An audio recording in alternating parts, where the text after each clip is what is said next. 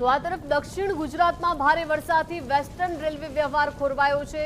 અમદાવાદ મુંબઈ રૂટની 7 મહત્વની ટ્રેનો કેન્સલ થઈ છે। નવસારી મુંબઈ અને અમદાવાદ જતી ટ્રેનોના સમય ખોરવાયા છે। ટ્રેન વ્યવહાર ખોરવાતા મુસાફરોને ભારે હાલાકી પડી છે। નવસારી સ્ટેશને સુરત અને વાપીના પાસ હોલ્ડરો અટવાયા છે। નોકરિયાત વર્ગને રેલવે પર આધારિત હોવાથી જનજીવન પર અસર જોવા મળી રહી છે, કેમ કે દક્ષિણ ગુજરાતમાં ભારે વરસાદ છે અને આ ભારે વરસાદને ધ્યાનમાં લઈને વેસ્ટર્ન રેલવે વ્યવહાર સંપૂર્ણપણે ખોરવાઈ ગયો છે। તમામ રૂટની જે મહત્વની ટ્રેનો કેન્સલ થઈ છે। हम लोग जानते हैं कि वाटर लॉगिंग की वजह से गाड़ियों के आवागमन पर प्रभाव पड़ा है। अप और डाउन दोनों गाड़ी में एक गाड़ी हमारे यहाँ बीकानेर एक्सप्रेस जो है वो टर्मिनेट होगी और यहीं से चालू होगी, इसका आदेश आया है। इसके यात्रियों को पर्याप्त फूड पैकेट जो यहाँ के स्वयंसेवी संस्था है उनके द्वारा वितरण किया जाएगा। इसके साथ साथ यात्रियों की सुविधा के लिए हेल्प डेस्क की व्यवस्था की गई है। कोई रिफंड वगैरह का है तो रिफंड भी टाइम पर मिलेगा उन्हें, और जो भी सहायता है वो हम लोग देने के लिए। ट्रेन व्यवहार थोड़ो खोवाई गયેલો છે અને રોજ 9:30 વાગ્યાની ટ્રેનમાં જઉં છું અને બાયપાસ રોડ ઉપર જઈએ તો એ બાજુ પાણી ભરેલું છે, એટલે વરસાદના કારણે આજે તો જોબ ઉપર જવાય એવું નથી।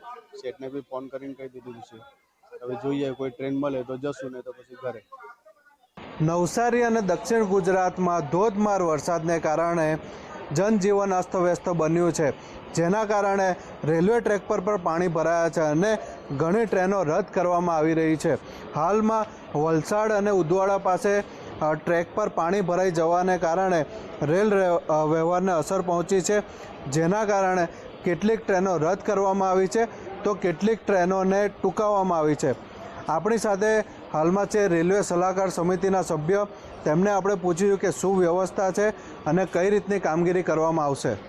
જી, હાલમાં અમે રેલવે સલાહકાર સમિતિના સભ્ય નવસારી રેલવે સ્ટેશન ખાતે હાજર છે।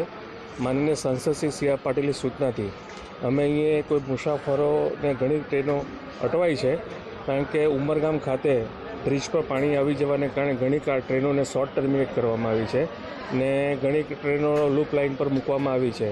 નવસારી ખાતે પણ રાણકપુર એક્સપ્રેસને શોર્ટ ટર્મિનેટ કરવાની જાહેરાત કરવામાં આવી છે।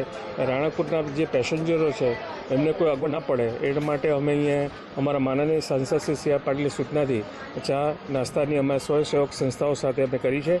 અમે અહીંયા હાજર છે, કોઈ પણ પેશન્ટને અગવડ ના પડે એ માટેની જરૂરી વ્યવસ્થા કરવા માટે અમે રેલવે સલાહકાર સમિતિના સભ્યો અને અમારી સેવકીય સંસ્થાઓના સભ્યો પણ અહીંયા હાજર છે।